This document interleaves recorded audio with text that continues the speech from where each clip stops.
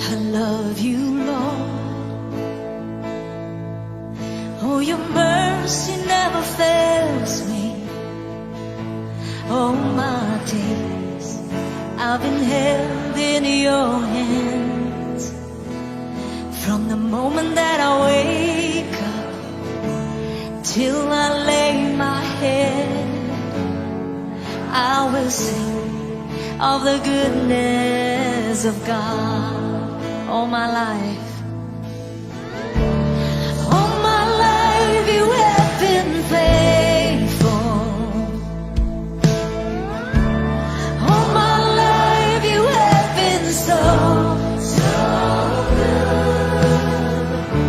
With every breath that I am able, I will sing of the goodness of God. One more time, tell him I love you. I love you, Lord. Oh, your mercy never fails me. They're new every morning. All my days I've been held in your hands. From the moment that I wake up till I lay my head, I will sing of the goodness of God. All my life and all my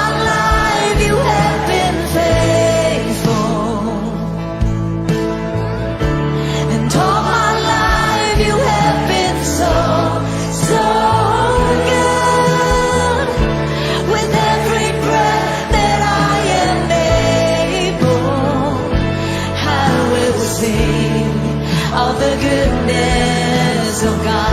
All my life, yes, you've been faithful. All my life, you've been faithful. Yes, you have. All my life, you have been so good. With every breath that I am able, I will sing of the goodness of God. I love your voice. I love your voice. You have led me through the fire in darkest night. You are close like no other. I've known you as a father. I've known you as a friend. I have lived in the goodness of God. Oh,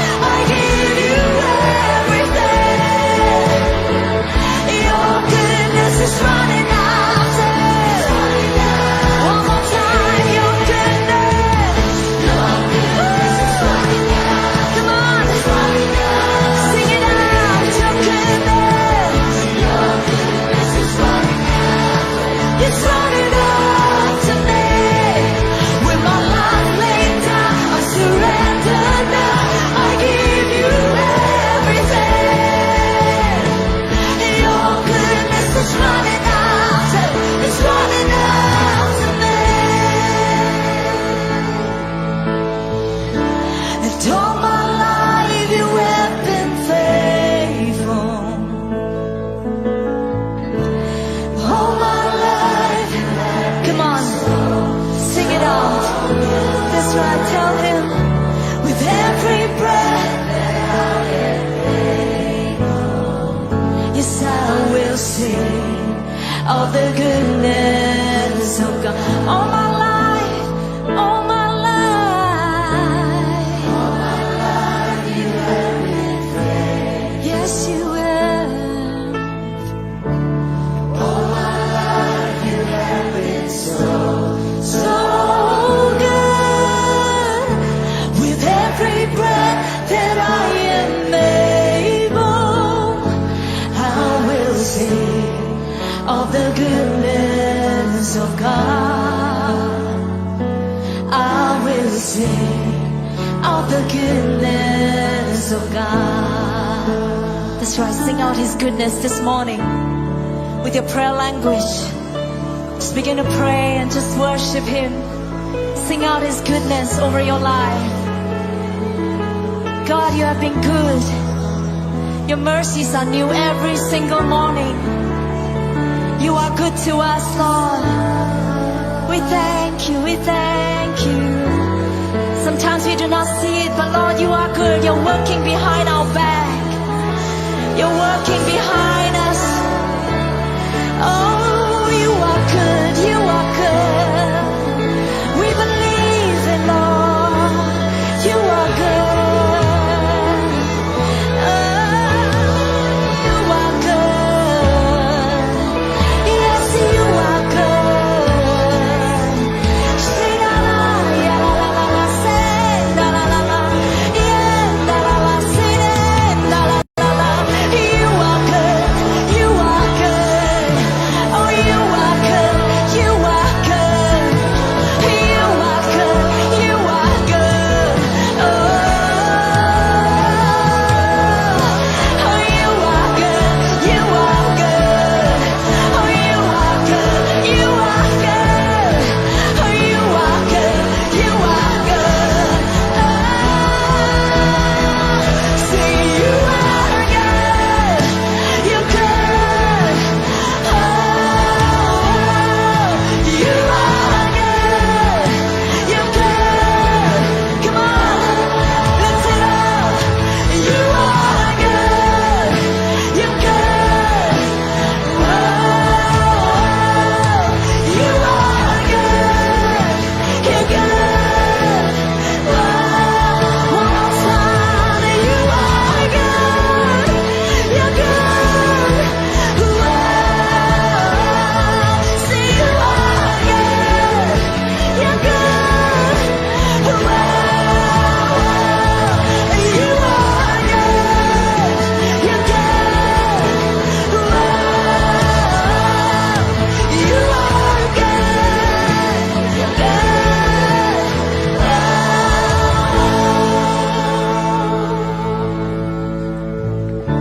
And all my life you have been faithful. All my life you have been so good. With every breath that I am able, I will sing of the goodness. One more time. Come on, you sing. All my life. And all my life you have been faithful.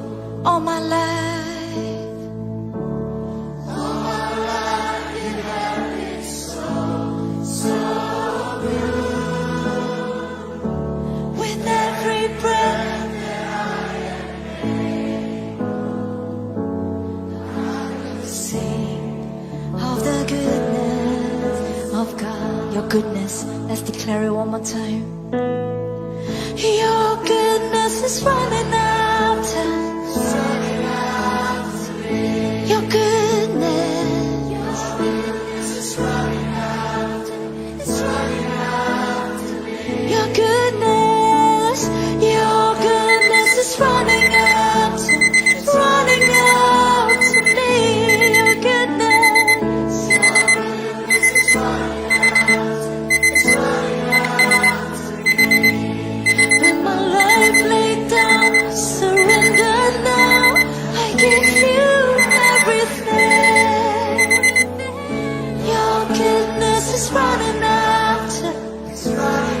more time.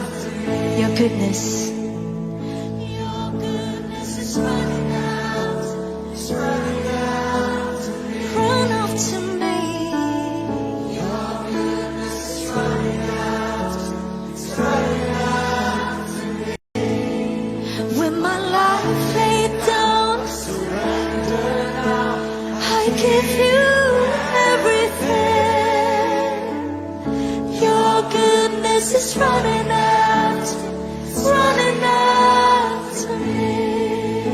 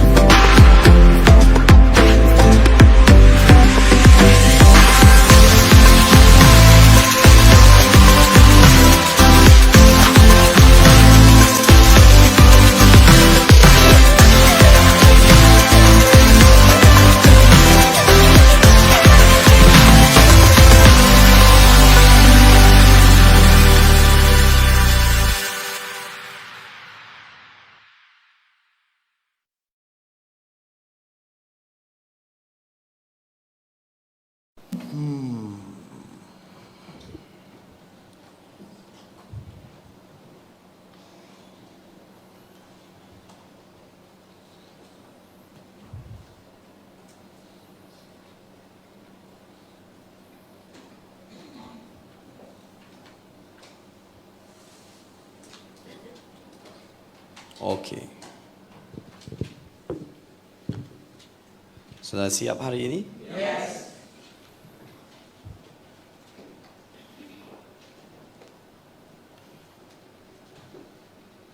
Beberapa minggu terakhir kita berbicara tentang Allah bekerja di dalammu. Allah bekerja di dalammu, sebab kalau Dia bekerja di dalammu, Dia mengerjakan kemauan. Kemauan untuk apa? Untuk melakukan. Melakukan apa? Pekerjaan Tuhan. Melakukan apa? Kehendak Tuhan. Melakukan apa? Rencana Tuhan. Kemauan, dorongan, gairah akan timbul dari hatimu. Seiring dengan Allah bekerja di dalam. Menjadi problem bagi orang percaya, Allah tidak bekerja di dalamnya. Sehingga dia tidak memiliki dorongan atau kemauan untuk lebih lagi dalam rencana Tuhan. Jadi siapa yang mengerjakan kemauan dalam hidup kita? Allah. Tapi pastikan Dia bekerja di dalam. Apapun yang kita rindukan terbangun di dalam hidupmu, itu hanya karena Allah bekerja di dalam. Doa-doa kita terkadang, Tuhan aku mau lebih lagi. Tuhan aku mau lebih maju lagi. Tuhan aku mau lebih dipakai lagi. Tuhan aku mau lebih lapar dan haus lagi. Tuhan aku mau naik posisi rohani lagi. Itu hanya ditentukan pada saat Allah bekerja di dalam. Karena itu saya yakin kalau kalian memahami yang saya sampaikan, bagaimana Dia bekerja di dalammu, saya yakin hidupmu hari ini akan meningkat dan tidak sama seperti sebelumnya. Saya merindukan kehidupanmu lebih maju, lebih meningkat, lebih lapar dan haus, lebih rohani, lebih supranatural, lebih kaya. Karena Allah kita bekerja di dalammu. Itu kuncinya, itu kata kuncinya. Jadi katakan kemauan, dorongan, kerinduan, gairah, hasrat untuk Tuhan, dibangun oleh Tuhan di dalamku. Pada saat kita mendengarkan firman, Roh Kudus di dalammu bekerja. Karena Roh Kudus bekerja oleh firman. Kejadian 1 ayat 1 sampai 3 berkata, berfirmanlah Allah Dan roh Allah bekerja. Jadilah terang, terang jadi. Karena roh Allah sudah ready di situ. Tapi selama firman belum dilepaskan, roh Allah hanya melayang-layang di atas permukaan. Sampai Allah berkata, jadilah terang. Dan terang itu jadi. Dan sekarang roh itu tidak lagi melayang-layang. Dia tinggal diam di dalam. Itu sebabnya pada saat Roh Kudus bekerja, karena firman yang kau dengar, dia akan membentuk hatimu, membentuk pikiranmu, membentuk sifatmu. Kekosongan yang kau derita akan diisi. Kehampaan hidup yang kau derita akan diisi. Kehidupan yang sia-sia akan diarahkan menjadi berguna. Karena yang kosong dibuatnya berisi. Yang gelap, yang negatif, Roh Kudus akan ubah menjadi terang. Saya yakin ini sangat basic bagi orang percaya. Yang saya amati begini, banyak orang percaya rutin, terus menerus, maksud saya reguler, melakukan kegiatan agama, tapi tidak mengalami kehidupan dan kuasa. Mengapa? Karena kehidupan dan kuasa tidak dikerjakan oleh rutinitasmu, tapi oleh Allah di dalam. Sehingga muncullah yang disebut roh agamawi. Karena roh agamawi itu begini, mereka melakukan ibadah tapi memungkiri kekuatan. Karena mereka tidak mengalami kuasa ibadah itu. Karena yang disebut Allah bekerja di dalammu tidak mereka alami. Karena itu adalah basic dan dasar dari kehidupan dan perjalanan kita ke depan. Mereka menjalankan ibadah tapi tidak memiliki keintiman, tidak memiliki persekutuan. Jadi Allah bekerja di dalammu itu basic. Kisah Para Rasul 1 yang ke-8.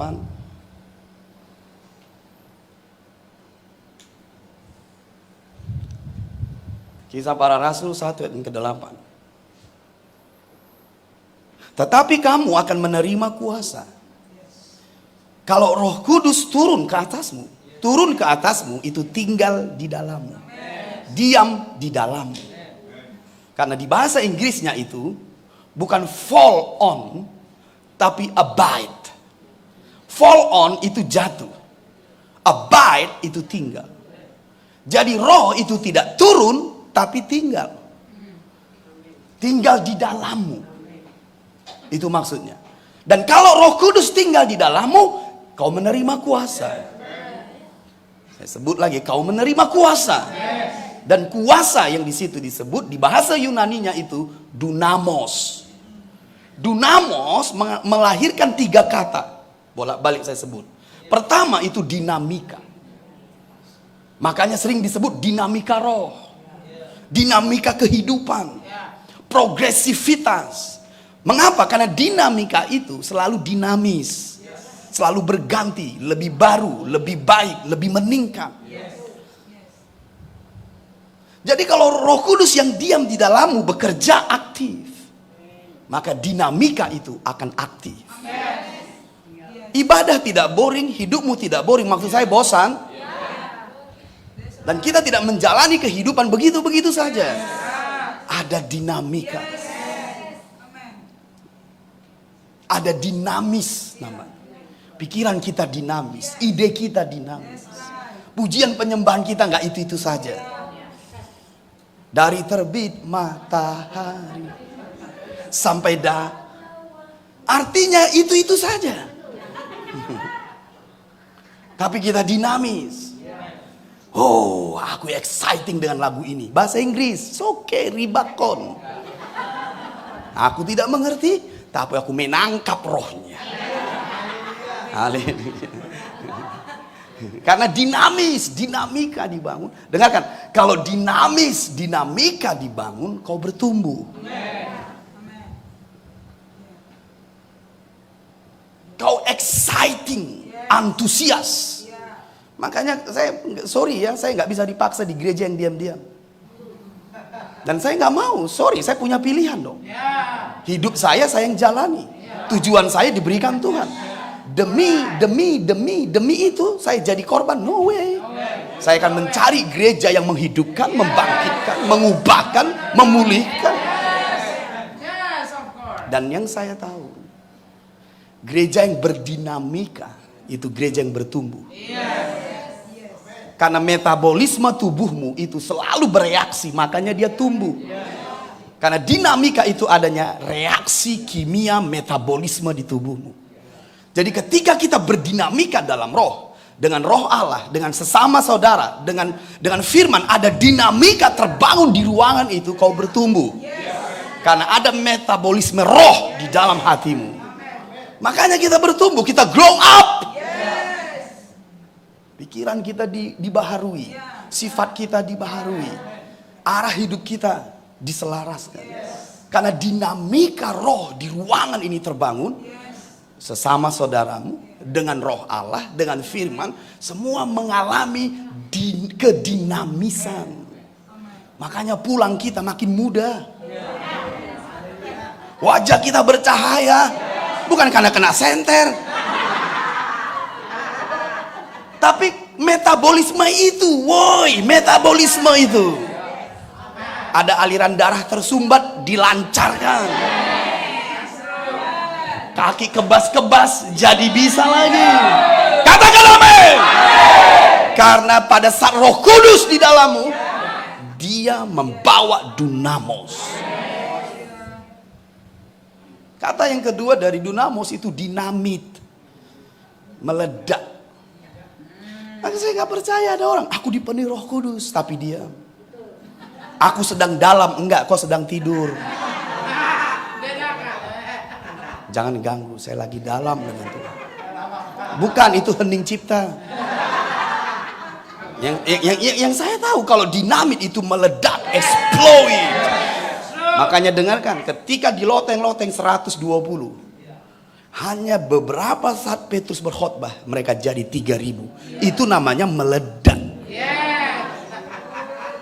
Dan ketika Petrus dan Yohanes ke gerbang Bait Indah dan menyembuhkan orang yang lumpuh kakinya, mereka jadi 5.000. Karena meledak itu artinya meledak.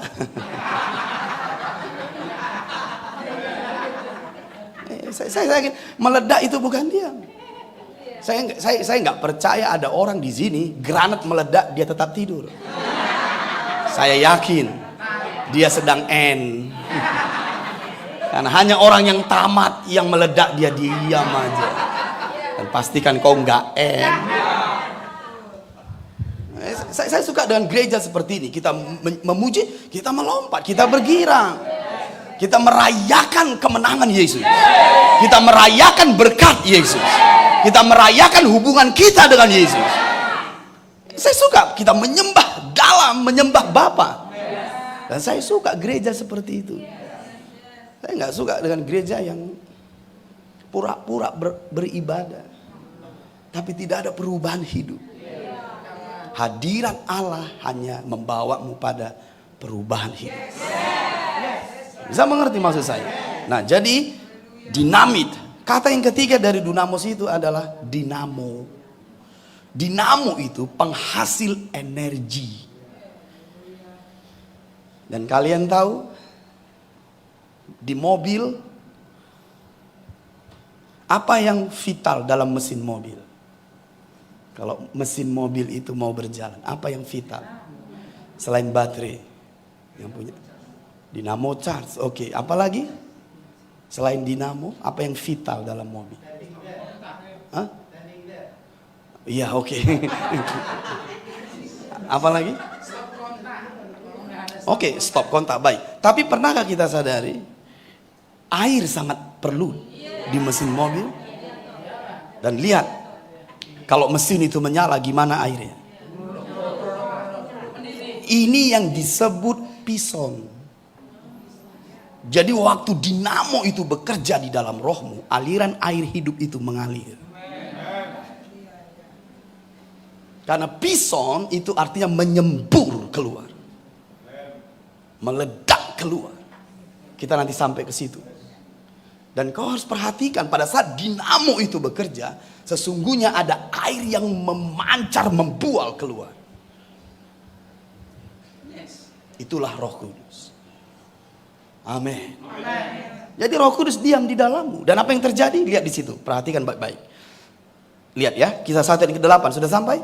Lihat ya. Tetapi kamu akan menerima kuasa ke atasmu dan kamu akan menjadi. Jadi saat Roh Kudus bekerja, kuasa itu bekerja. Pada saat kuasa itu bekerja, kau menjadi.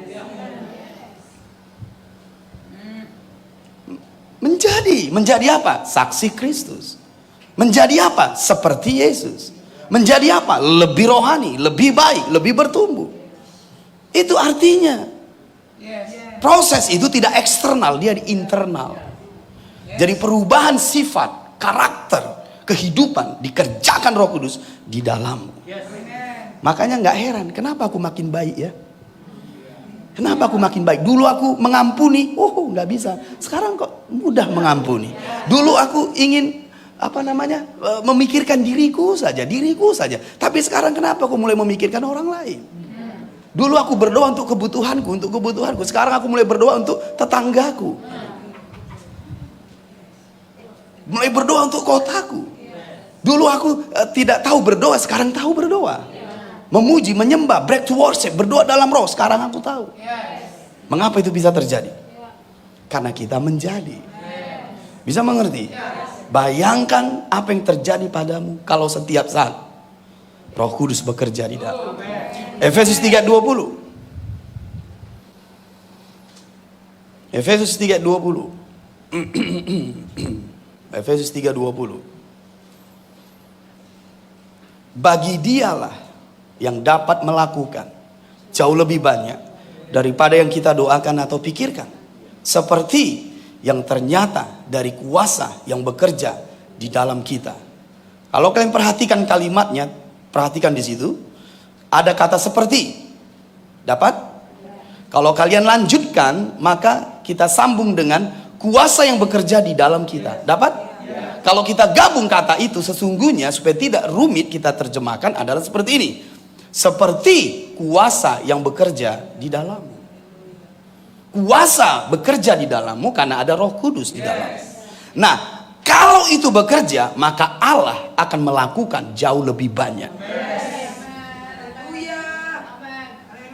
Jadi kalau kita mau tahu Allah bekerja di dalammu, melaluimu dan untukmu, pastikan kuasa itu bekerja di dalam. Itu ukurannya.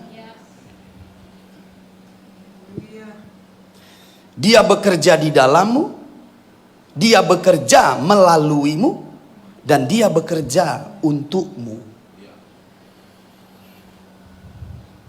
Saya ulangi, dia bekerja di dalammu, dia bekerja melaluimu, dan dia bekerja untukmu. Karena Allah melakukan jauh lebih banyak. Dia bekerja di dalammu, dia bekerja melaluimu. Apa maksudnya bekerja melaluimu? Dia pakai tanganmu, dia pakai mulutmu, dia pakai matamu, semua anggota tubuhmu dia pakai untuk menjangkau, menjamah orang lain. Itu artinya melaluimu. Bisa mengerti? Dan dia bekerja untukmu. Katakan bersama-sama, dia bekerja di dalamku, dia bekerja melaluiku, dan dia bekerja untukku. Amin. Kemudian kita tahu Yohanes pasal 4 minggu lalu, siapa di situ? Perempuan Samaria. Apa yang kita dapati di Yohanes pasal 4 adalah ini. Dari dalam hatimu, masih ingat? Akan mengalir aliran-aliran air kehidupan. Dan kalau aliran air kehidupan ini mengalir terus, dia akan menjadi sungai. Dan sungai pertama yang kita ketahui di Alkitab adalah sungai dari Eden. Eden itu artinya taman Firdaus Allah. Jadi sungai itu sesungguhnya datang dari Eden. Tidak ada sungai sebelumnya sebelum itu. Bisa paham maksud saya? Dan sungai ini yang memancar dari Eden adalah sebuah simbol rohani dari Roh Kudus sendiri. Itulah sebabnya sungai-sungai yang ada kita lihat sekarang itu asal muasalnya adalah dari sungai di Eden. Dia mengalir ke 4 penjuru, Pison, Gihon, Efrat, Tigris. Dan ketika manusia itu diusir dari Taman Eden, kehidupan sungai itu mati. Sehingga muncullah yang disebut sungai Babilonia. Kita menyebutnya sungai Babilonia, padahal sesungguhnya itu sebelumnya adalah sungai dari Allah. Jadi sungai tidak pernah dari dunia asalnya. Sungai tidak pernah dari setan asalnya. Sungai dari Eden asalnya. Itu sebabnya ini adalah sebuah gambaran rohani, simbol rohani dari karakteristik Roh Kudus. Itu sebabnya kita mengenal Pison, Gihon, Tigris dan Efrat. Apa maksudnya Pison? Pison artinya menyembur keluar. Ini yang disebut dinamit. Ada dorongan, ada gairah, ada kemauan, ada kekuatan. Jadi kalau sungai itu mengalir dari hatimu, maka ada dorongan, ada gairah, ada kemauan. Saya ingin membagi rahasia padamu tentang sungai ini yang disebut Gihon. Mari kita lihat dulu Kejadian pasal 2. Kejadian pasal 2 ayat yang ke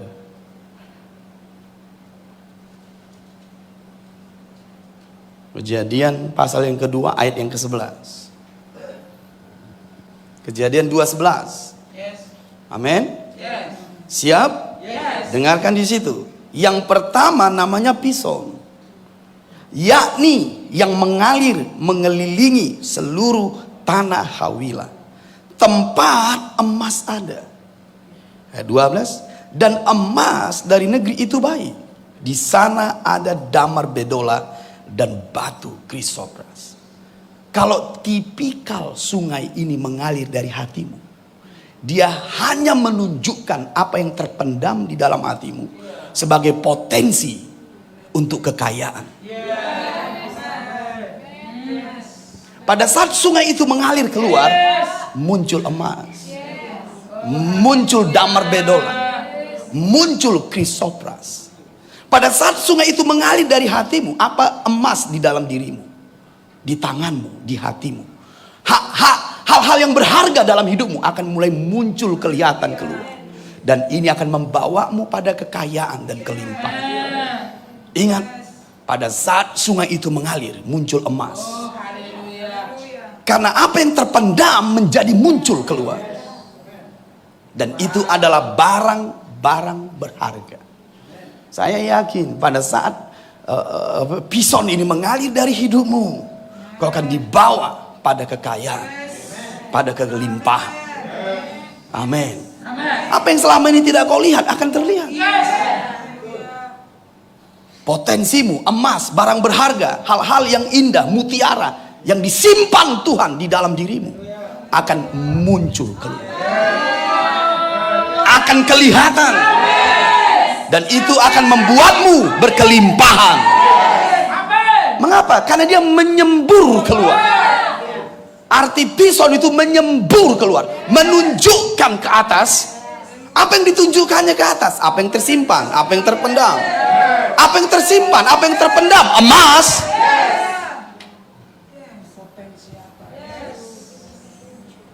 Yang kedua adalah Gihon. Gihon itu meningkat, bertumbuh. Pada saat sungai itu mengalir dari hatimu, kau pasti bertumbuh, pasti meningkat. Yang kemudian adalah Tigris. Tigris itu artinya cepat, mengalami percepatan. Kalian tahu, dengarkan saya baik-baik. Sebuah gambaran atau rahasia. Mau? Mari kita buka dulu 2 Petrus pasal 3. 2 Petrus pasal 3. Saya akan memberikan padamu rahasia. Saya akan berikan padamu rahasia. Lihat di sini. 2 Petrus pasal yang ketiga.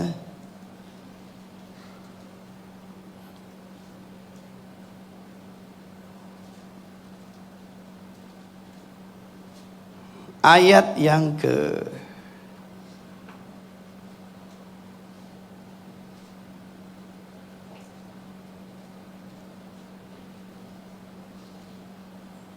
Sorry, saya coba ambil dulu.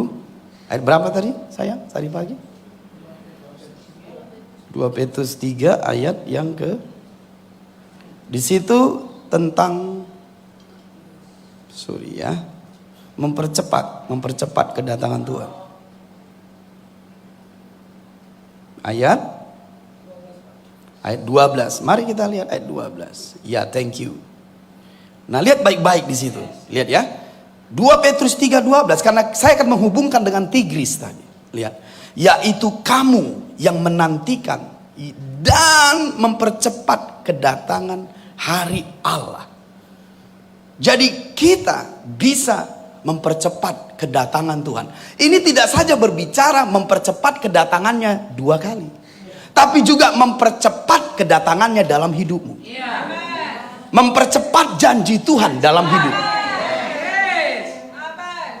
Siapa yang kita lihat di sini sebelumnya? Perempuan Samaria.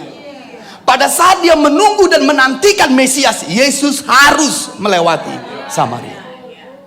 Itu artinya mempercepat kunjungan Tuhan dalam dirinya. Di situ disebut ia harus melintasi Samaria. Kata harus karena ada di situ perempuan Samaria yang menunggu, menanti Mesias. Karena ayat ini menyebut mereka yang menanti dan mempercepat. Jadi waktu Tigris itu mengalir dari hatimu, sesungguhnya engkau mempercepat kedatangan Tuhan dalam hidupmu, janji Tuhan dalam hidupmu. Kesembuhan, mujizat akan dipercepat. Amin 2 kali. Dan itu sebabnya dahsyat sekali manifestasi dari sungai itu. Dia akan mempercepat apa? Janji Tuhan. Mempercepat apa? Kunjungan Tuhan. Mempercepat apa? Penyembuhan, pemulihan. Dan tentu mempercepat kedatangan Tuhan yang kedua kali. Itulah Tigris. Yang keempat, Efrat. Efrat itu artinya fruitfulness, berbuah banyak. Kalian lihat air yang mengalir di Yehezkiel 47. Di kedua sisi sungai itu tumbuh pohon-pohonan yang berbuah pada musimnya. Banyak buahnya tiap-tiap musim. Karena di mana sungai kehidupan itu mengalir akan ada buah yang banyak. Kalau kalian mau berbuah, buah banyak, fokuskan hidupmu pada aliran sungai itu. Karena ini adalah karakteristik dari karya Roh Kudus dalam hidup. Dan kita menjumpai minggu yang lalu juga tentang Yehezkiel 47. Dari bait suci menyembur air. Ingat, bait suci menyembur air, jangan pikiran kita adalah bait suci di perjanjian lama. Karena tidak ada di bait suci perjanjian lama air keluar. Kemah pertemuan, bait suci Salomo, pondok Daud, tidak ada air keluar dari situ. Ini gambaran hidupmu. Yaitu bait suci. Mengapa? Karena Roh Kudus diam di dalammu. Kita adalah bait Allah, bait Roh Kudus, bait suci. Dan kalau kita bait suci, dari hatinya akan mengalir aliran air kehidupan. Itu sebabnya Yehezkiel 47 adalah metafora hidupmu dan hidupmu. Dan kalau air itu mengalir terus semata kaki, maka aliran air itu akan mulai menyelaraskan destinimu, melaraskan arah hidupmu, melaraskan tujuanmu. Ketika air itu semata kaki, perempuan Samaria yang tadi keluar kota sekarang menuju kota. Karena yang pertama di-impact dalam hidup seseorang, ketika air itu semata kaki, arah hidupnya mulai berubah. Dia tidak lagi keluar kotanya, dia mulai memberkati kotanya. Dan kalau aliran air itu meninggi selutut, maka dia mulai tahu artinya berserah. Karena lutut itu artinya engkau berdoa, engkau mengangkat tangan, dan engkau berserah. Itu sebabnya biarkan aliran air itu mengalir. Engkau akan mulai tahu artinya berlutut, bersyukur, berserah. Ini aku Tuhan, pakai aku Tuhan. Aku berserah pada Yesus Juru Selamat. Aku berserah. Kau akan tahu tidak perlu diajari. Karena engkau akan memakai lututmu sebagai simbol dari kau menyerah diri pada Allahmu. Dan kalau air itu terus meninggi sepinggang, ingat, berikat pinggangkan kebenaran. Di masa lalu, kalau seorang hamba Israel ataupun budak Israel, pada saat dia melayani tuannya, dia harus mengikat pinggangnya dengan ikat pinggang. Jadi itu ada ciri khas seorang hamba melayani tuannya. Jadi itu ada ciri khas dari hamba, tapi tuannya adalah kebenaran. Pada saat air kehidupan itu sepinggangmu, engkau sudah menjadi hamba kebenaran. Kebenaran menjadi tuanmu. Bisa mengikuti saya? Saya yakin kalau kau biarkan terus aliran air hidup, dengan sendirinya engkau akan tahu kemana arah hidupmu. Dengan sendirinya engkau tahu arti berserah. Dan dengan sendirinya engkau akan menjadi hamba kebenaran. Dan air itu tidak berhenti, dia menjadi sungai. Dan dengarkan, ketika dia menjadi sungai, maka kata-katamu adalah seperti ini: aku tidak dapat lagi. Akunya tidak dapat lagi, artinya akunya sudah mati. Sungai itu membawa aku. Maksudnya adalah, namun aku hidup, tetapi bukan lagi aku yang hidup, melainkan Kristus yang hidup di dalam aku. Jadi pada saat air itu menjadi sungai, Kristus hidup di dalam dirimu. Not longer I, but Christ live in me. Engkau menjadi manifestasi dari Yesus. Kemanapun roh membawamu, kemanapun sungai itu pergi, di sana ada kehidupan. Engkau pergi ke kota, kotamu akan dihidupkan. Engkau pergi ke keluargamu, keluargamu akan dihidupkan. Karena kemana sungai itu pergi, laut asin menjadi tawar. Itulah sebabnya orang-orang yang bergerak dari Sion akan mengubah alam baka menjadi tempat yang potensimu adalah kota dan bangsa. Kemanapun sungai itu pergi, artinya kemanapun engkau pergi, dibawa oleh roh, selalu ada kehidupan.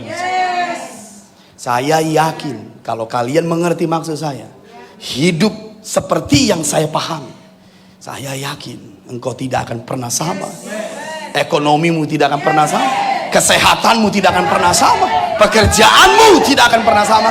Hubungan-hubunganmu tidak akan pernah sama. Karena engkau akan dibangkitkan dalam kuasa kebangkitan. Karena bukan aku lagi yang hidup, tetapi Kristus yang hidup di dalam aku. Bisa paham maksud saya? Tulis di bawah. Level pekerjaan Roh Kudus dalam hidup kita. Level pekerjaan Roh Kudus dalam hidup kita.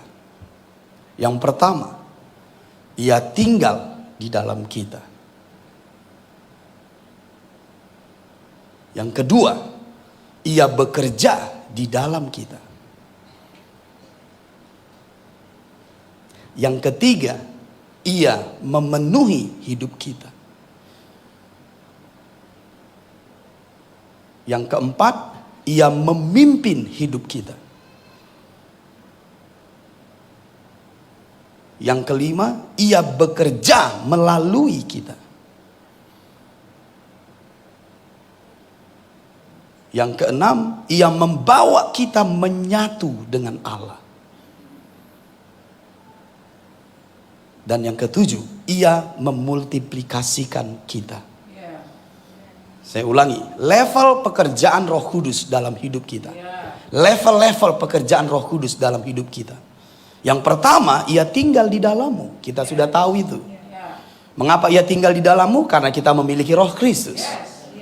Yang kedua, Ia bekerja di dalam kita. Itu yang kita bicarakan tadi. Ketika Allah bekerja di dalammu, Dia mengerjakan kemauan, Dia membuat aliran air hidup dan seterusnya. Tapi dengarkan yang ketiga, Ia memenuhi hidupmu. Jadi Dia tidak saja bekerja di rohmu, Dia juga bekerja di jiwamu. Dia tidak saja bekerja di jiwamu, Dia mengimpact tubuhmu. Itu artinya kita dipenuhi. Dia tidak saja ada di dalammu, tapi Dia ada di sekitarmu. Itu artinya memenuhi. Tapi sebelum kita dipenuhi, Dia harus bekerja di dalammu. Katakan, Ia memenuhi hidupku. Yang keempat, Ia memimpin hidupku. Memimpin, membawa. Semua orang yang lahir dari Allah dipimpin oleh Roh Kudus. Jadi dipimpin, dibawa. Dia seperti sungai bagi kita. Yang kelima, ia bekerja melalui kita. Dia memakai hidupmu, anggota tubuhmu, hidupmu. Bisa paham? Dan yang keenam, ia membawa kita menyatu dengan Allah. Menjadi satu dengan Allah. Satu dalam keintiman. Dan yang ketujuh, ia memultiplikasikan kita. Kenapa ia memultiplikasikan kita? Karena kita sudah intim dengan Allah. Karena keintiman selalu membuahkan anak. Pada saat Roh Kudus membawa kita intim dengan Bapa, besoknya kita melahirkan generasi. Maka Roh Kudus membawamu untuk berduplikasi. Makanya seperti kita ini, ayo mari mulai memuridkan orang. Ayo mari mulai menggandakan dirimu. Jangan hanya satu doang, tapi mulai menggandakan diri, memultiplikasikan diri. Karena Roh Kudus mau memultiplikasikan kita. Ayo mari kita lihat. Poin yang pertama, ia tinggal di dalam kita. Poin yang kedua, ia bekerja di dalam kita. Poin yang ketiga, ia memenuhi hidup kita. Poin yang keempat, ia memimpin hidup kita. Poin yang kelima, ia bekerja melalui kita. Poin yang keenam, ia membawa kita menyatu dengan Allah. Poin yang ketujuh, ia memultiplikasikan kita. Mari kita lihat Yesus sebagai contoh. Apakah Roh Kudus bekerja juga dalam hidupnya? Ya, seperti itu. Apa yang kita lihat tentang Yesus? Pertama di Sungai Yordan. Apa yang terjadi di Sungai Yordan dalam diri Yesus? Roh Kudus turun atasnya. Ingat, Roh Kudus turun artinya tinggal. Jadi poin pertama yang Yesus alami, Roh Kudus tinggal di dalam. Sama seperti yang kau tulis tadi. Lalu apa yang berikutnya? Roh Kudus memenuhinya. Yesus dipenuhi Roh Kudus? Ya. Yohanes pasal 3 menyebut dia dipenuhi dengan roh tanpa batas. Bisa mengikuti saya? Jadi Roh Kudus tinggal dalam diri Yesus. Amin. Roh Kudus memenuhi Yesus. Amin. Dan Roh Kudus membawa Yesus. Coba kita lihat Matius pasal yang keempat. Setelah Yesus dibaptis, setelah Yesus dipenuhi Roh Kudus, tinggal Roh Kudus di dalamnya, maka berikutnya ayat yang pertama dari Matius 4, perhatikan baik-baik. Maka Yesus dibawa oleh Roh, dipimpin oleh Roh. Karena Roh Kudus tidak saja tinggal di dalamnya, Roh Kudus tidak saja memenuhinya, tapi Roh Kudus juga membawanya atau memimpinnya. Ada amin? Dan yang kemudian dalam diri Yesus nomor 4, Roh Kudus bekerja melaluinya. Roh Kudus bekerja melaluinya. Bisa mengikuti Papa? Saya tidak mau kau kebingungan dan ketinggalan. Saya akan ulangin. Level-level pekerjaan Roh Kudus dalam diri kita tadi itu adalah kita lihat Yesus. Yesus juga mengalaminya. Karena Yesus adalah contohnya. Di Sungai Yordan ketika dia memulai pelayanannya, dia dibaptis oleh siapa? Yohanes. Pada saat Yohanes membaptisnya, sorga terbuka. Ada burung merpati turun tinggal. Itu bicara apa? Roh Kudus tinggal dalam. Kemudian Roh Kudus memenuhinya. Ketika Roh Kudus memenuhinya, Roh Kudus membawanya. Itu setelah dia dibaptis. Dan setelah Roh Kudus membawanya, Roh Kudus bekerja melaluinya. Dari mana saya tahu? Ini dia firman-Nya. Dalam kuasa Roh, ia kembali ke Galilea. Dia kembali ke Galilea dari mana? Dari baptisan tadi. Apa maksudnya dalam kuasa Roh? Roh Kudus bekerja melaluinya. Dan yang berikut, Roh Kudus membawanya pergi kepada Bapa, menyatu. Dari mana saya tahu Roh Kudus pergi kepada Bapa? Dia berkata seperti ini, aku akan pergi kepada Bapa. Apa maksudnya itu? Mati di kayu salib. Jadi dia dibawa oleh Roh ke kayu salib untuk menyatu dengan Bapa. Bisa paham? Kita pun begitu. Roh Kudus akan membawa kita menyatu dengan Allah. Dan apa yang terjadi ketika Yesus menyatu dengan Bapa? Lahirlah generasi yang disebut generasi Kristus. Dan kita adalah generasi Kristus. Kalau Yesus melahirkan generasi, kau juga harus melahirkan generasi. Karena Roh Kudus akan membawamu untuk bermultiplikasi. Itulah sebabnya Yesus berkata, pergilah ke segala bangsa dan muridkan mereka. Karena karya Roh Kudus dalam dirimu, engkau harus bertambah banyak. Engkau harus bermultiplikasi. Ini tidak berbicara anak jasmani. Ini berbicara hal yang rohani. Jadi yang pertama dalam diri Yesus, terjadi juga dalam diri kita. Roh Kudus tinggal dalam diri Yesus. Roh Kudus memenuhi Yesus. Roh Kudus membawa Yesus. Roh Kudus bekerja melalui Yesus. Roh Kudus menyatukan Yesus dengan Bapa dengan mati di kayu salib. Dan Roh Kudus memultiplikasikan Yesus dengan munculnya generasi Kristus. Bayangkan ajaibnya kalau Roh Kudus bekerja dalam dirimu. Jadi bagaimana sekarang? Iya Papa, sekarang aku mengerti. Penting untuk Roh Kudus bekerja di dalam. Karena itu menjadi basic dari banyak hal dari kehidupan rohani kita. Roh Kudus bekerja di dalammu oleh firman. Katakan, Roh Kudus bekerja di dalamku oleh firman. Dan nomor 2, ini yang mau saya jelaskan. Roh Kudus juga bekerja di dalammu saat engkau berdoa dalam bahasa roh. Nomor 2, Roh Kudus bekerja di dalammu saat engkau berdoa dalam bahasa roh. Mana ayatnya? Saya akan tunjukkan. Jadi bahasa roh tidak sesederhana yang kita bayangkan.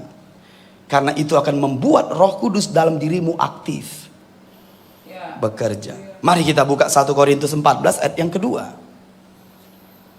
1 Korintus 14 ayat yang kedua.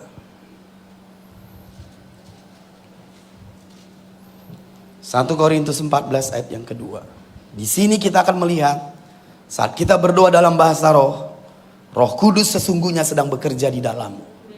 Lihat ayat yang kedua. Siap? Perhatikan baik-baik. Papa mengundangmu untuk masuk dalam kebenaran yang lebih memerdekakan. Ayat yang kedua, perhatikan. Siapa yang berkata-kata dengan bahasa roh? Siapa? Siapapun kita yang berkata-kata dengan bahasa roh. Tentu rohmu itu bisa mengerti. Kalau kita berkata-kata dalam bahasa roh, yang berkata-kata itu apa? Roh kita. Lihat, siapa yang berkata-kata dengan bahasa roh tidak berkata-kata kepada manusia. Makanya bahasa roh tidak kita pakai untuk berkomunikasi dengan sesama kita, atau juga dengan makhluk lain, atau juga dengan malaikat. Karena malaikat tetap tidak mengerti bahasa. Jadi jangan berusaha mengerti bahasa rohmu. Karena akal budimu tidak akan bisa menjangkau artinya. Aku gak mengerti bahasa rohku, gak fun bagiku, gak asik bagiku, dan aku gak mau. Ya silakan, pilihan sama kita. Tapi firman ini berkata, kalau kau berdoa dalam bahasa roh, rohmu berdoa kepada Allah. Memang tidak seorang pun mengerti bahasanya. Jadi jangan pakai itu untuk berkomunikasi dengan orang lain, dengan saudaramu, dengan malaikat, dengan makhluk lain. Mereka tidak akan mengerti. Dan jangan berusaha mengerti. Makanya waktu kita berdoa dalam bahasa roh, jangan berusaha mengerti dengan pikiranmu. Stop pikiranmu, aktifkan flow-nya oleh imanmu. Nanti saya akan ajari. Bisa paham? Nah, lihat di situ. Tidak berkata-kata kepada manusia, lanjut, tetapi kepada Allah. Apa katanya tentang Allah? Allah adalah roh.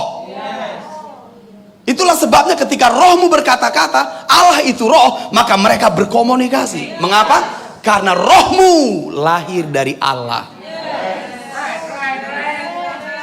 Itu sebabnya hanya Allah dan rohmu yang tahu artinya itu.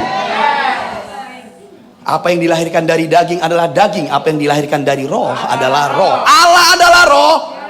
Itulah sebabnya engkau adalah roh. Jadi kau punya bahasa rohmu. Iya, sama seperti manusia punya bahasa.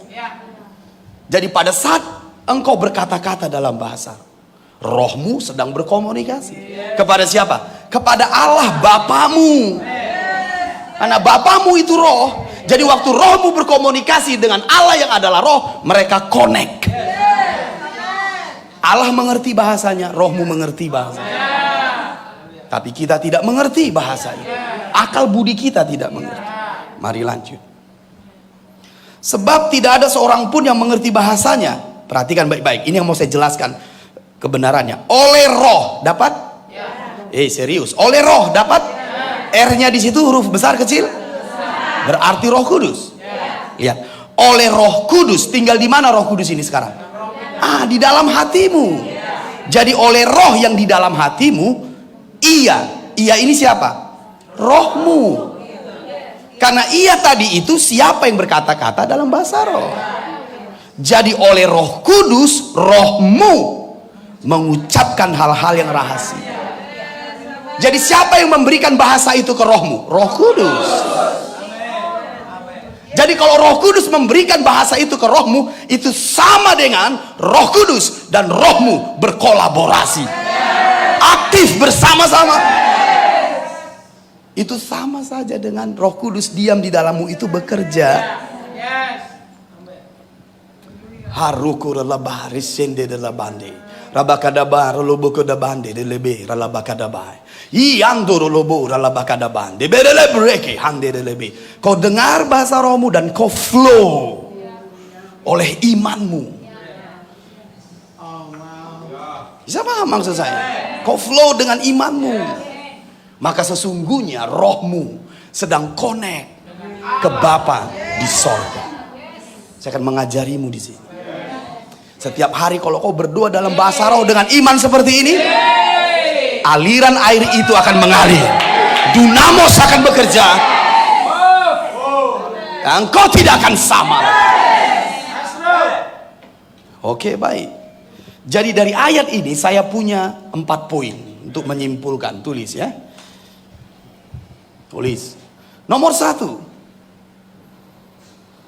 Pada saat kita berdoa dalam bahasa roh atau berkata-kata dalam bahasa roh, pada saat kita berdoa dalam bahasa roh atau berkata-kata dalam bahasa roh, roh kita dengan Allah tersambung, berkomunikasi. Saya ulangi. Pada saat kita berdoa dalam bahasa roh, berkata-kata dalam bahasa roh, roh kita dengan Allah terlink. Tahu terlink? L-I-N-K, link, terlink, tersambung, terkonek, online katanya, dan berkomunikasi. Itulah yang terjadi. Amazing. Allah mengerti bahasa rohmu? Yes. Setan mengerti? Oh tidak. Kau mengerti? Oh tidak. Tapi Allah mengerti. Ini indah sekali. Nah lihat ya. Nomor 2. Saya kan ajarin terus karena ini sangat indah sekali. Nomor 2. Pada saat kita berdoa dalam bahasa roh atau berkata-kata dalam bahasa roh, kita ada dalam alam roh. Kita ada di alam roh.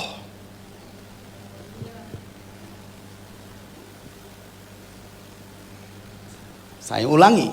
Pada saat kita berdoa dalam bahasa roh, berkata-kata dalam bahasa roh, kita ada dalam alam roh. Tulis lagi. Berada dalam alam roh berarti berada di sorga.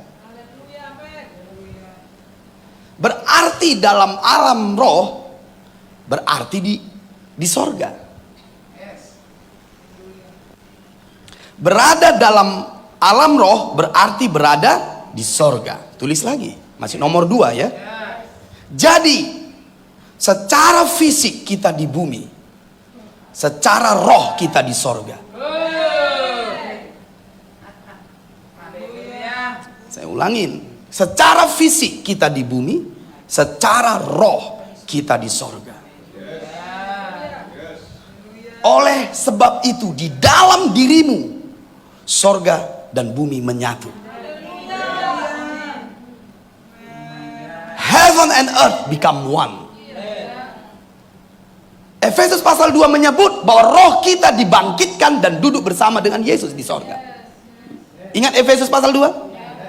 Oleh kuasa kebangkitannya, dia membangkitkan kita dalam hidup yang baru dan mendudukkan kita di sorga. Itu apamu? Rohmu. Fisikmu masih di bumi.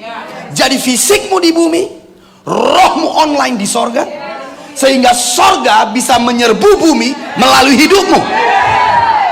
Makanya kitalah yang disebut pintu gerbang sorga. Pintu gerbang sorga itu manusia. Yesaya berkata, terangkatlah pintu gerbang yang berabad-abad, itu manusia. Karena pintu gerbang ke sorga, sorga ke bumi adalah manusia. Jadi saat kita berdoa dalam roh, sorga terbuka, hidupmu siap memanifestasikannya ke bumi. Itu sebabnya setan takut kalau kau berdoa bahasa roh. Setan takut. Dengarkan Papa baik-baik. Itulah keunikan manusia, karena manusia dijadikan segambar dan serupa dengan Allah.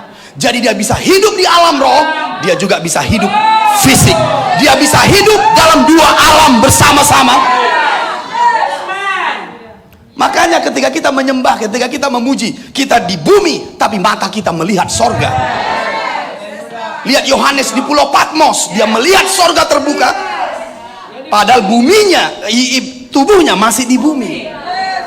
Jadi pada saat kita berdoa dalam roh dengan intensitas, sesungguhnya engkau sedang membangun atmosfer sorga di sekitarmu, tetapi fisikmu tetap di bumi. Jadi roh kita menjangkau sorga, Allah menjangkau rohmu, tapi fisikmu di bumi. Sehingga kita menjadi pintu gerbang sorga ke bumi, karena engkaulah tempat menyatunya. Setan takut kalau kau berdoa bahasa. Kenapa? Dia nggak ngerti bahasanya. Malaikat pun bingung ketika kau berdoa bahasa roh, karena dia juga tidak mengerti bahasa. Tapi Bapamu di sorga. Paulus berkata, aku berdoa dengan akal budiku, aku juga berdoa dengan rohku. Dua-dua ku lakukan. Karena secara fisik aku di bumi, secara roh aku bersama-sama dengan Yesus di sorga. Jadi ketika kita berjalan di bumi ini, kita hidup dalam dua alam. Alam sorga dan alam fisik. Itulah sebabnya hidupmu berbahaya bagi setan. Karena sorga bisa melalui hidupmu ke kotamu, sorga bisa melalui hidupmu ke keluargamu, karena engkau pintu gerbangnya. Engkau pintu gerbangnya. Di Yesaya berkata, hei terangkatlah pintu yang berabad-abad, itu manusia. Supaya kita standby, hidup dalam kebenaran dan menjadi pintu sorga bagi kota dan bangsa. Engkau berbahaya bagi setan, karena engkau menjadi pintu gerbang bagi sorga. Jadi saat kita berdoa dalam bahasa roh sedemikian rupa itu, engkau sedang online kepada Bapamu, tetapi tubuh fisikmu di bumi. Katakan, aku hidup di dua alam bersama-sama. Alam roh, alam fisik. Aku berbahaya bagi setan. Nomor 3, masih ada banyak nomor. Nomor 3, komunikasi ini bersifat private, rahasia, tertutup atau diblokir.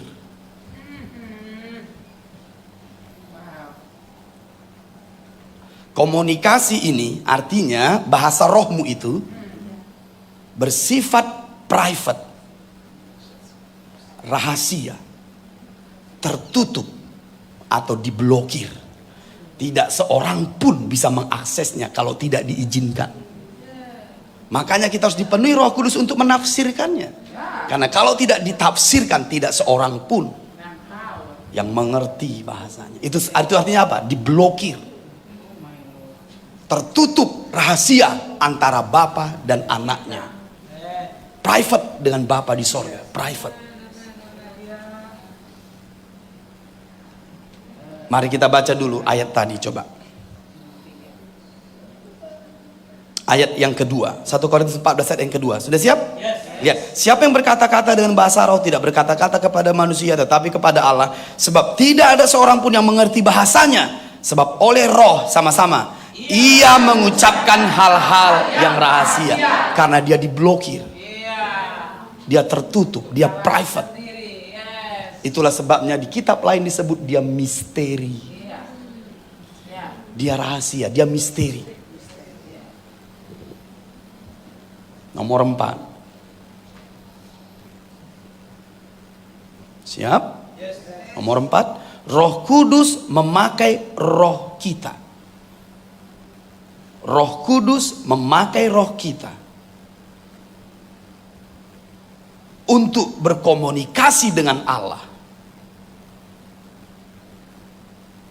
Roh Kudus memakai roh kita untuk berkomunikasi dengan Allah. Berdoa untuk hal-hal yang misteri.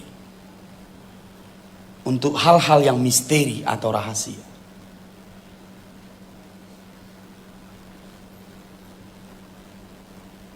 Kalau saya bertanya pada kalian, karena kita mau selesai, perhatikan saya, apa misteri itu?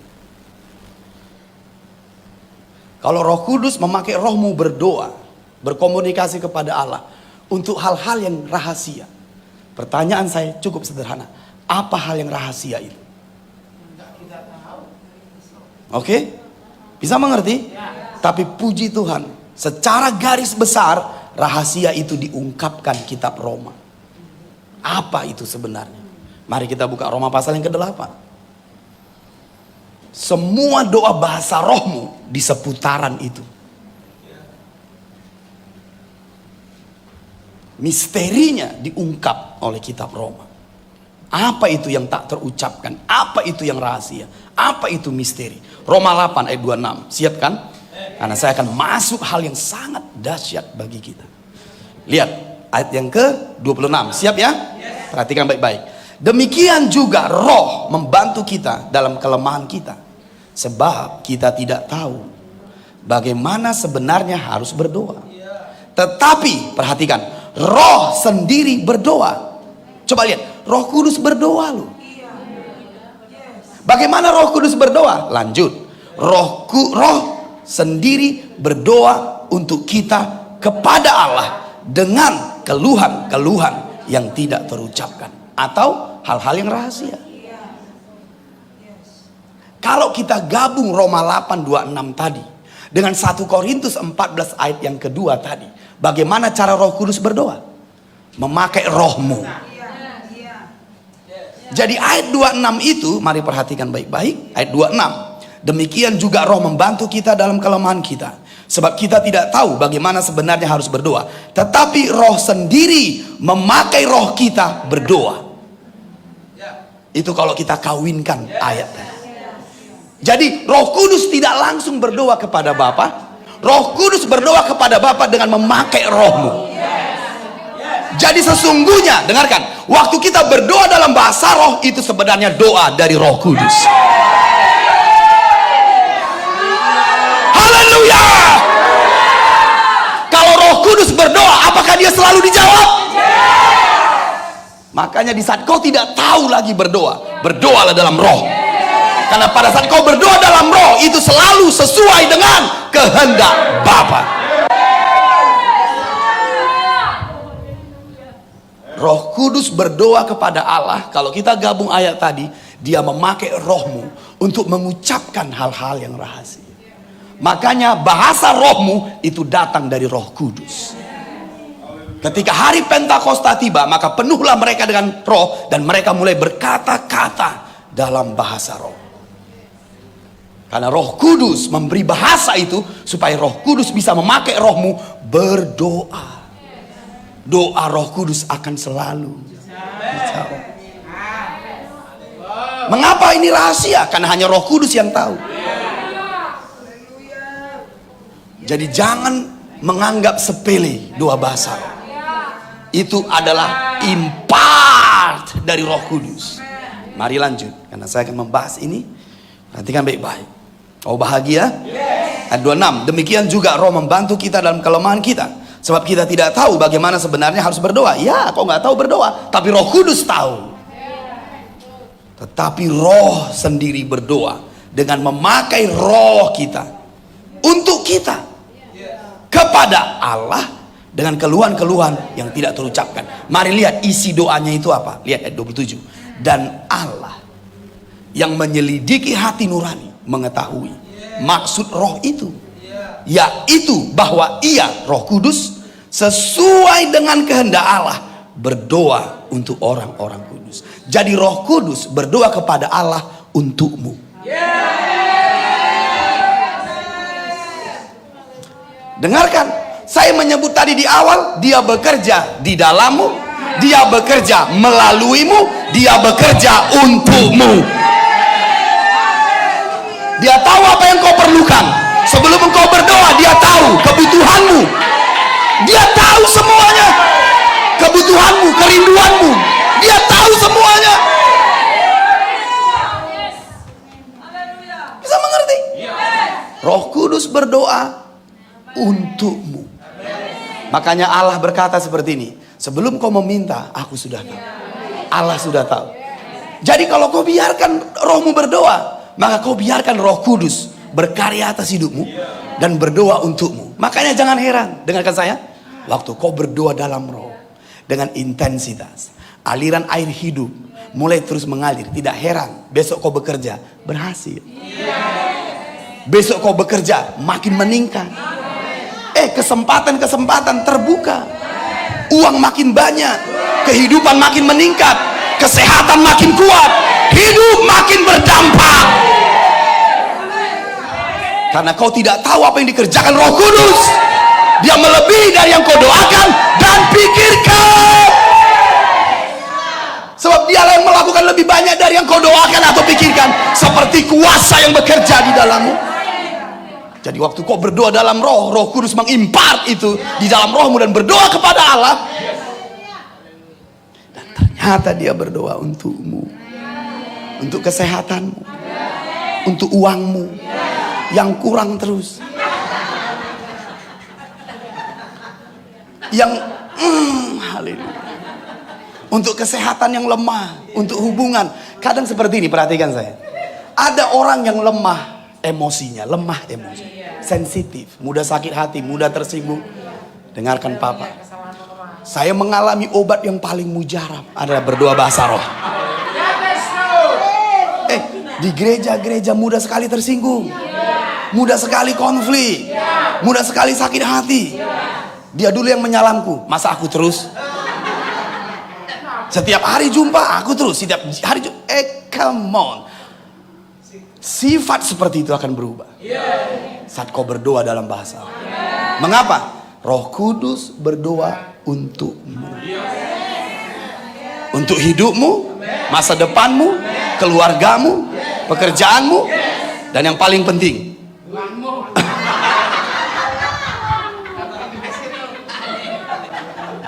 katakan amin. Haleluya. Mari lanjut lagi. Mari lanjut lagi. Lihat ya. Ayat yang ke-28. Perhatikan, 28. Kita tahu sekarang, sebelumnya Tahu. Misteri, rahasia. Come on.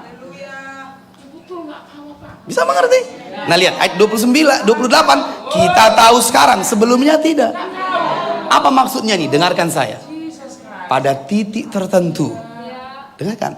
Pada titik tertentu di dalam hidupmu, engkau akan tahu kenapa masalah itu datang. Pada titik tertentu, engkau akan tahu kenapa kekurangan tetap datang. Karena Allah akan memberitahukan kepadamu hikmatnya, pengertiannya, jalan-jalannya.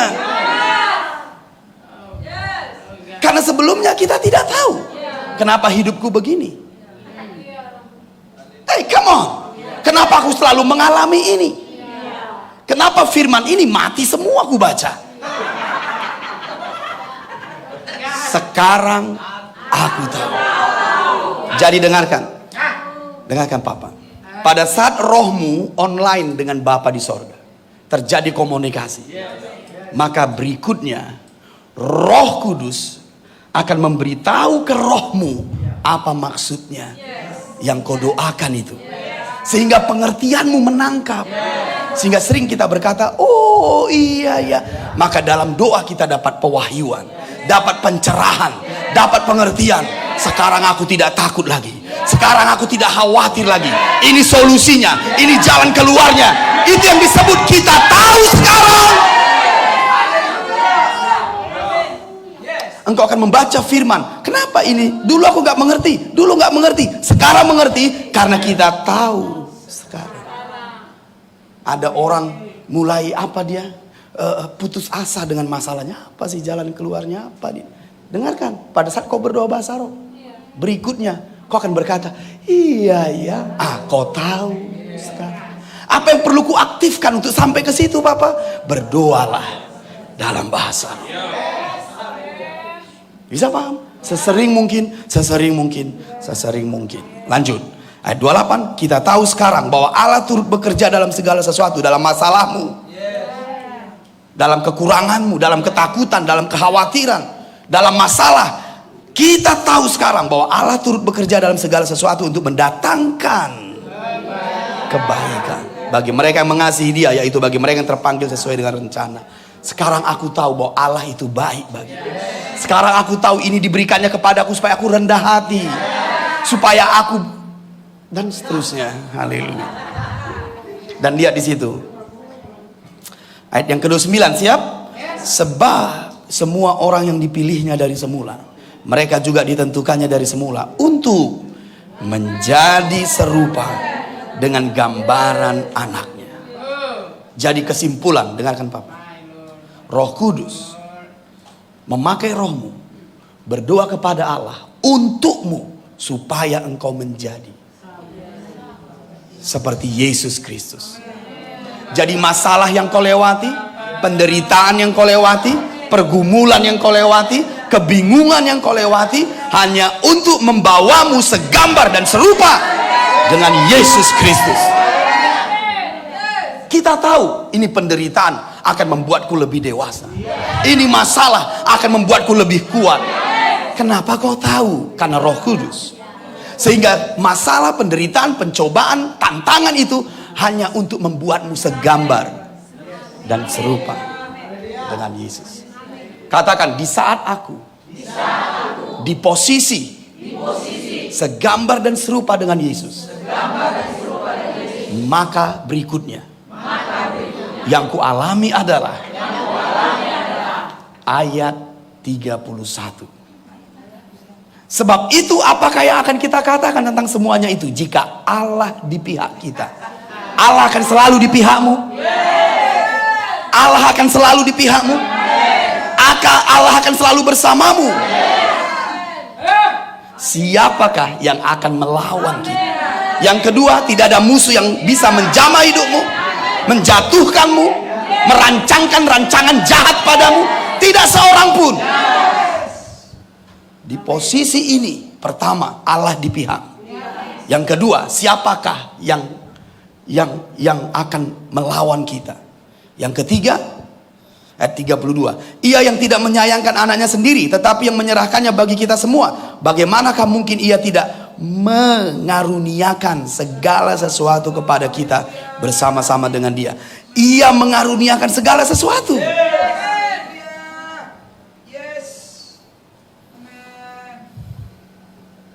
Yang nomor satu, Allah di pihak kita.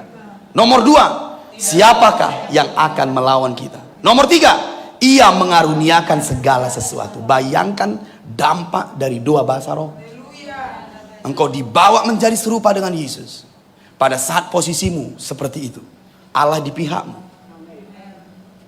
Siapakah yang menjadi lawanku?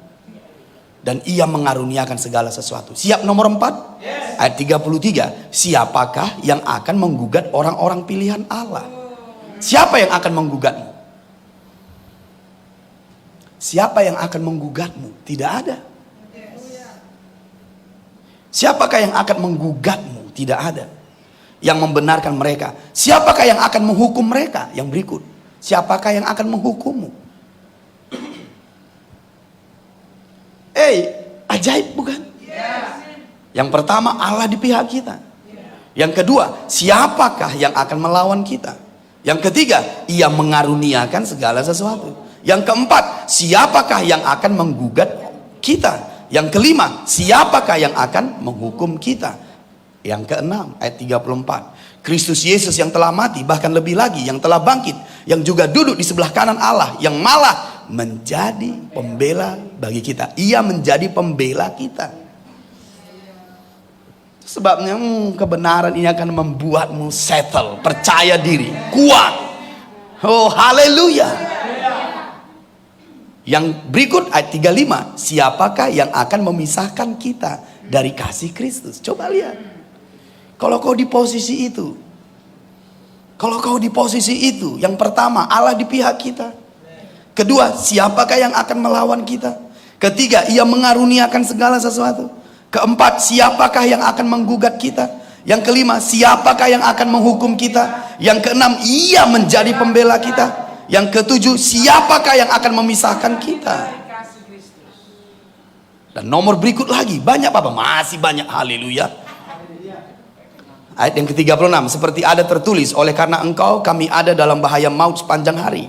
Kami telah dianggap sebagai domba-domba sembelihan. Tetapi dalam semuanya itu, kita lebih daripada orang-orang yang menang.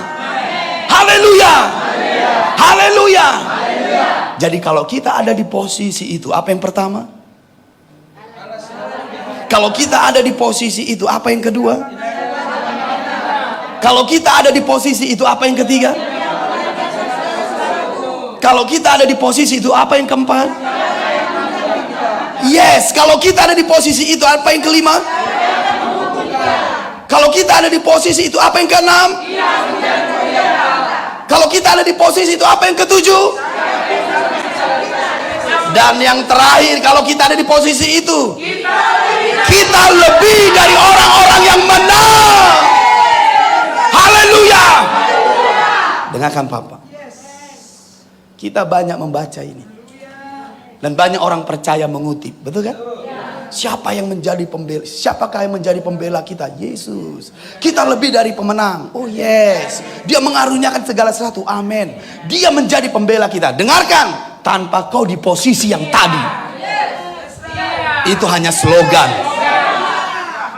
Tapi kalau kau di posisi, Allah bekerja dalam segala sesuatu untuk engkau akan mengalami 8 poin itu. Mari bangkit berdiri. Katakan 8 poin itu kepada saudaramu. Saling mengatakan satu dengan yang lain. Mari katakan dengan iman. Karena kita akan deklarasikan itu sebentar.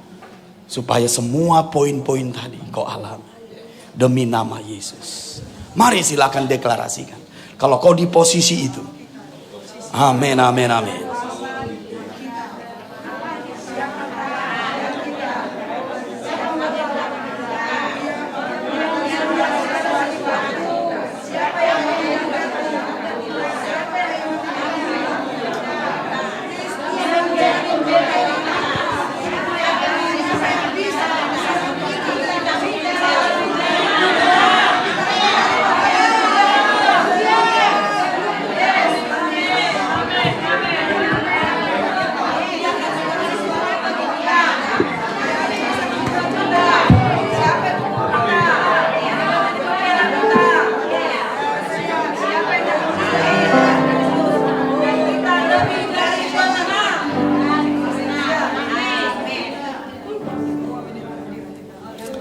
Haleluya. Siap mengalami kelimpahan. Siap mengalami kemenangan.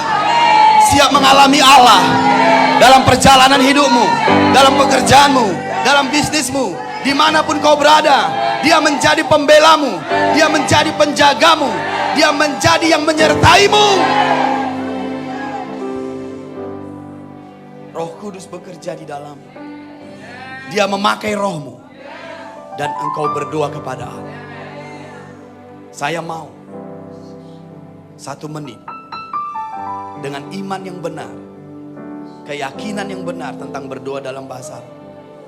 Kita berdoa dalam bahasa roh dengan mantap. Siap?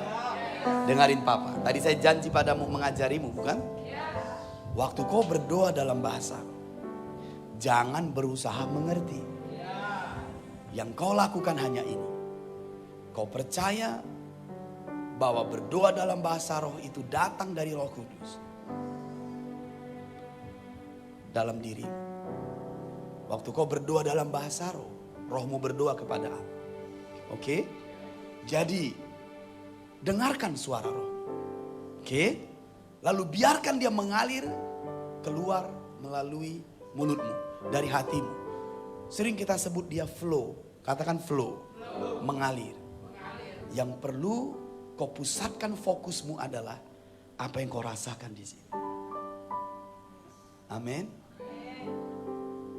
Sesuatu yang kau rasakan di dalam hatimu terjadi pada saat kau mendengar.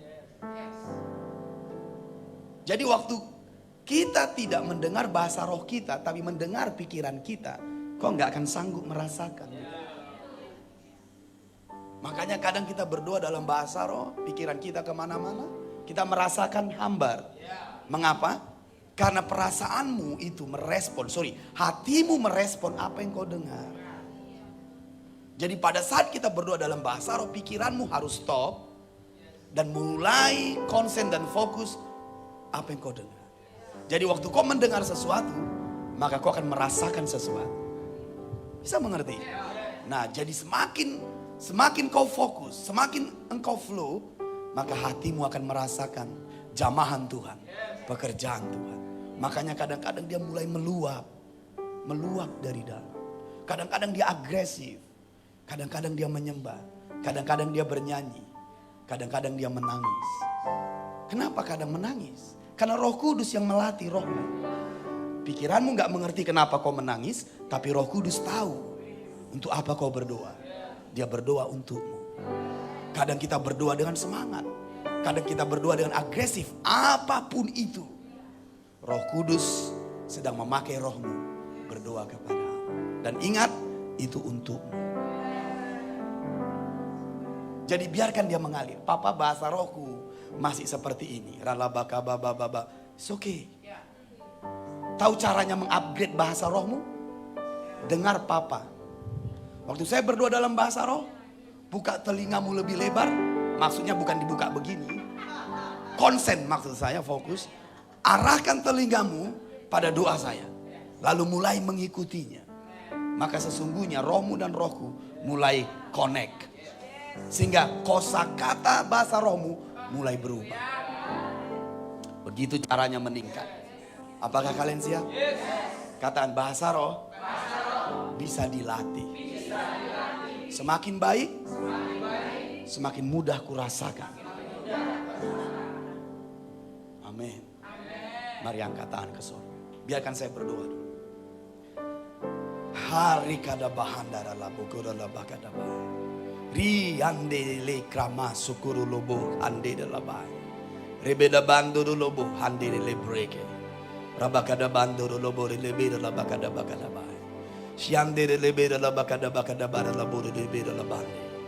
Re ha sobo raba ike de be ralabakada bai sukuru labande. Aku berdoa Bapa, bawa gerejamu, bawa umatmu pada dimensi yang lebih tinggi. Dengan memenuhi kami dengan Roh Kudus. Dengan memenuhi kami dengan bahasa-bahasa roh yang mengalir dari hati kami. Lepas melalui mulut kami. Roh Kudus memberdayakan roh kami untuk berdoa kepada Bapa. Sehingga kami dapat berkomunikasi lebih dalam, lebih intim dengan Bapa di sorga. Bapa, aku berdoa untuk umatmu yang hadir sekarang. Berikan kosakata yang baru. Berikan variasi yang baru. Dari berdoa dalam bahasa roh, dari berkata-kata dalam bahasa. Biarkan umatmu mengalir dalam bahasa-bahasa roh yang lebih tinggi, lebih variasi, lebih kuat, lebih dalam. Supaya kami lebih meningkat, lebih naik, lebih tinggi lagi. Berkatilah umatmu Tuhan. Mari angkat tanganmu. Ikuti doa papamu dalam roh. Dan mari kita berdoa bersama-sama. Re ralabakata sukura labakadaba. Rebada bakulobo relebeda labahandi baralaba. Riando borolobo labahande bekida bahaya. Roloboko dobo rebeki baralamahande relebeda labakadaba. Rebeda bakadaba relabora labakadamare debeda labakadabakadabare debeda. Rebeda makada mara labora la bakada bare de bere la bande bekida bahandara laba. Robona makada mare lebe la bakada bakabare bina mukura la bahande lebe. Rebeda mandoro loboro la bakada mare lebe la bondoro la bakada mare lebe la ba. Rebeda bakada mara la bora la bakada mare lebe la bakada mare lebe la bakada ba. Rebeda bokolo moro la bare lebe la bakada mare lebe la bakada mare lebe. Rodo boro lebe. Rodo boro lebe. Rabakada makabare lebe. Sobokolo boro lobo. Rebeke de mando boro lobo. Rebe lebe. Shaka bakabara laba. Ibere boro lobo. Sebe de bakada mare lebe. Robokolo mare lebe. Maritrus. Robokolo bakada mara laba. Sobodo boro lebe. Pray. Kamando, Roloboto, Hakebedaba, Hibedebedebente, Hokodobo, Rabahan, Lebereke, Kobokoboro Lobo, Rebo Relebere Laba, Rebero Lobo Relebere Laba, Odobakiande, Hokodabakiande, La Bianto, Sobokanaba, Hibedebo, Robo Relebe, Kabanda, Yedebedebere Lobo, Kadabahande Relebe. Sabakadama, Rebecca Dabo, Labakai, Maritrus.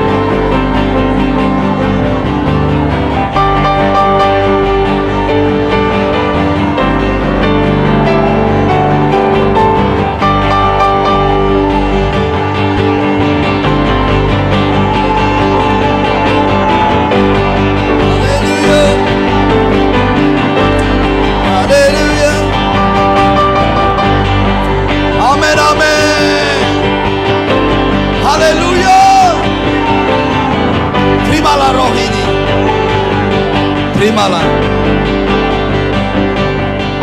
demi nama Yesus. Dia akan membawamu, dia akan menuntunmu, dia akan mengajarimu.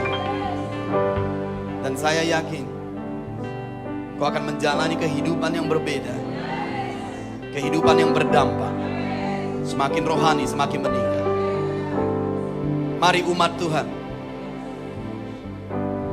impact kotamu, impact keluargamu, impact domainmu, impact orang-orang lain. Ketahuilah, Roh Kudus di dalammu, Roh Kudus diam di dalammu. Dia bekerja bagimu, dia bekerja melaluimu, dia bekerja untukmu. Haleluya.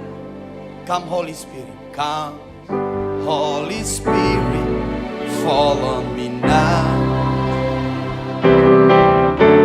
I need your anointing, come in power. I love you, Holy Spirit, you captivating my soul. Every day to know you more. Come Holy Spirit, come Holy Spirit, fall on me now. I need your anointing, come in with power. I love you, Holy Spirit, you captivating my soul. And every day I grow to know you more. I'm reaching for your heart, you hold my life in your hand.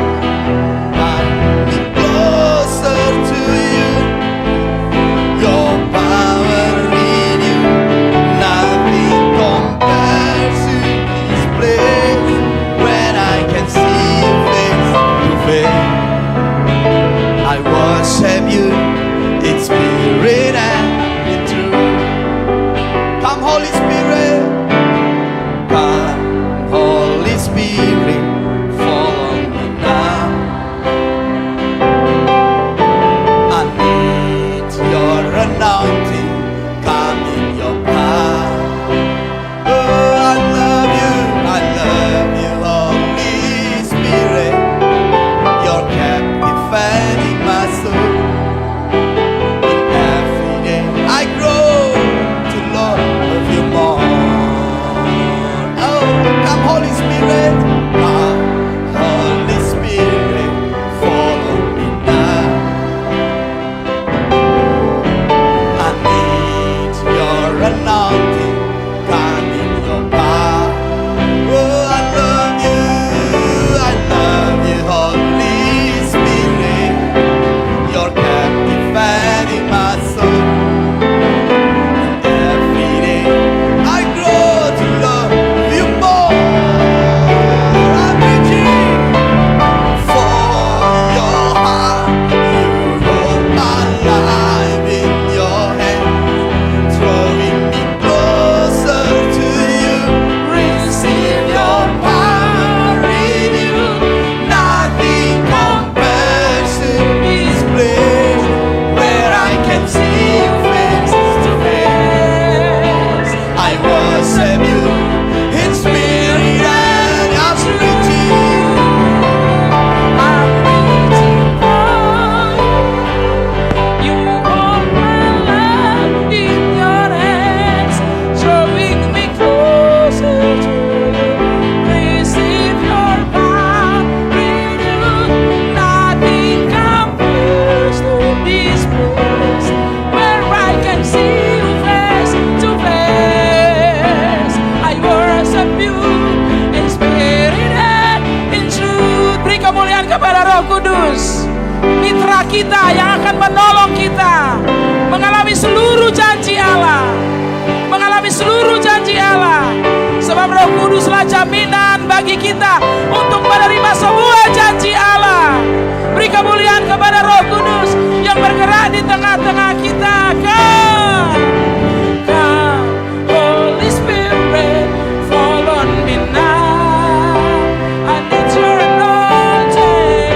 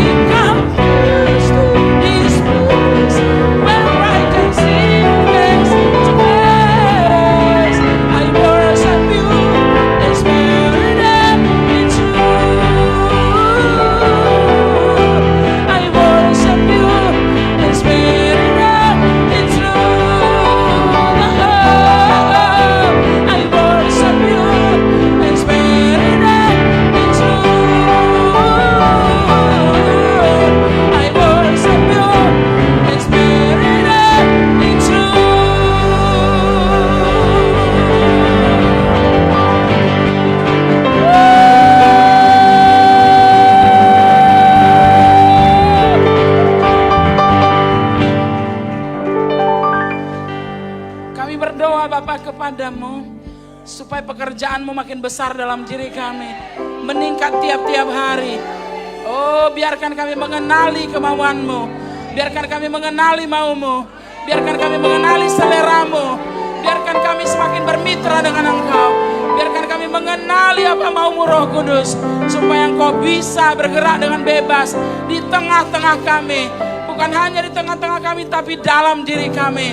Kami menjadi orang yang kompak dengan Roh Kudus. Kami menjadi orang yang bermitra dengan Roh Kudus. Kami menjadi orang yang bisa dibawa oleh Roh Kudus. Sama seperti Yesus dibawa. Sama seperti Yesus dibawa, kami juga akan dibawa oleh Roh Kudus. Beri kemuliaan kepadanya. Oh, haleluya. Amin Tuhan, amin Tuhan. Kami percaya bukan suatu kebetulan Engkau membukakan kebenaran ini kepada kami.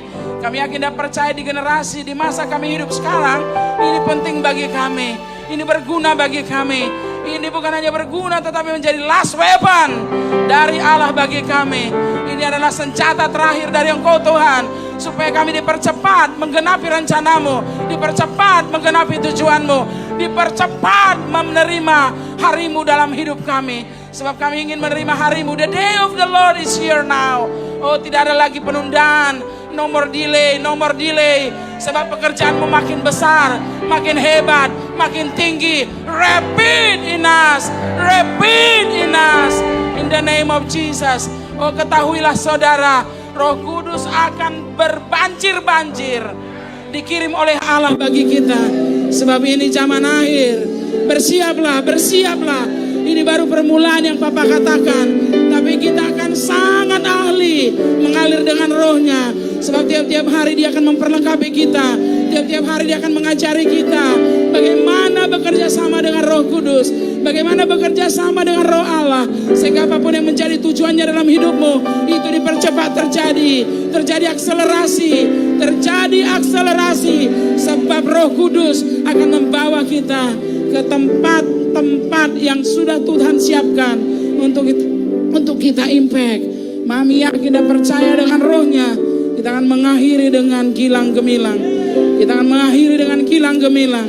Dengan Roh-Nya saja kita akan mengakhiri dengan kemenangan yang penuh di dalam nama Yesus.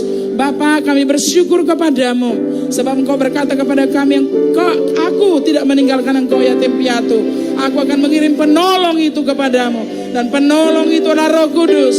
Dan kami akan ditolong, kami akan dihibur, kami akan dinasehati. Sebab Roh Kudus adalah Spirit of Counsel. Engkau akan menasehati kami, menghibur kami. Our comforter. Di akhir sekarang, di zaman akhir sekarang, akan dibangkitkan orang-orang yang bekerja sama dengan Roh Kudus, yang tidak lagi mengenal kekalahan, yang tidak lagi mengenal kelambatan, yang adalah repeat, yang adalah berbuah, yang adalah meledak. Oh, dalam nama Yesus, itu milik kami, milik orang-orang yang di rumahmu, milik orang-orang yang mengalami last outpouring. Ketahuilah bahwa ini adalah waktu di mana pencurahan terakhir sedang terjadi. Oh, nabi-nabi Tuhan berkata, Papa Jonathan berkata, ini adalah hari last outpouring. Ini adalah pencurahan Roh Kudus yang terakhir untuk tuaian yang terakhir. Itu sebabnya Papa membagikan ini di tengah-tengah kita. Allah menuntun Papa untuk membicarakan ini, men-share ini di tengah-tengah kita, membagikan ini supaya ini menjadi senjata bagi kita. Ini senjata bagi kita. Ini senjata bagi kita untuk menjadi penuai-penuai di akhir zaman. Ketahuilah Engkau hadir di sini. Bergembiralah oleh karena Tuhan. Bergembiralah oleh karena Tuhan. Sesungguhnya Engkau diperlengkapi untuk sesuatu zaman yang menakjubkan. Terima kasih Bapa. Oh, we salute to you. Oh, tiap-tiap hari, setiap kali firman-Mu datang, kami terus berkata, Tuhan, ini hidup kami dengan ukuran yang lebih. Ini hidup kami dengan ukuran yang lebih.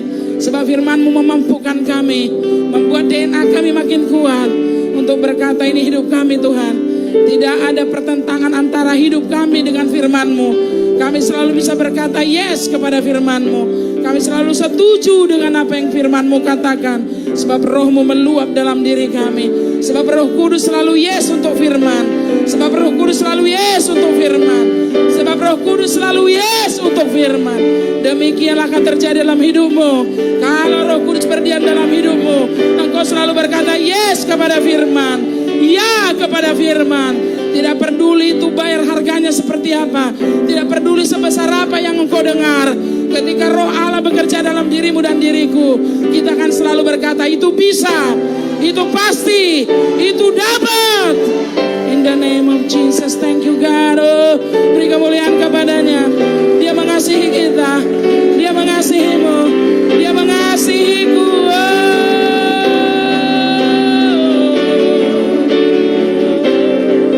Oh Tuhan, kami bersyukur kepadamu. Oh, aku bersyukur kepadamu. Kau baik di tengah-tengah kami Tuhan. Kau baik di tengah-tengah kami. Kau mengirimkan roh kemenangan yang menjadikan kami lebih daripada pemenang Tuhan. We love you, we honor you God. Kami menghormatimu, kami memberi kemuliaan kepadamu. Sebab siapakah yang membuat ini semuanya adalah Engkau Bapa. Kau yang membuatnya. Oh, karena kasih-Mu kepada kami. Sekali lagi saudara, dari hatimu yang meluap oleh kasih, yang meluap oleh sukacita, beri kemuliaan kepadanya.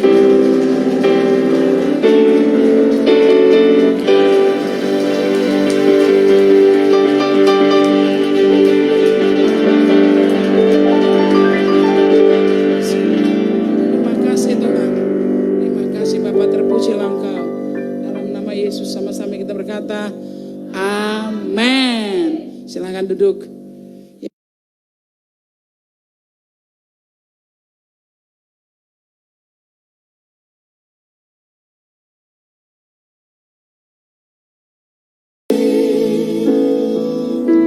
Thank you, Jesus.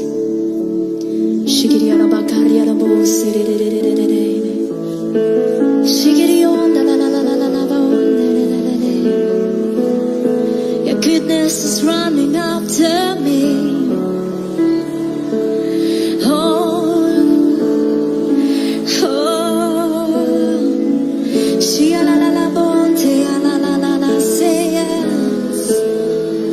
your goodness is running after me.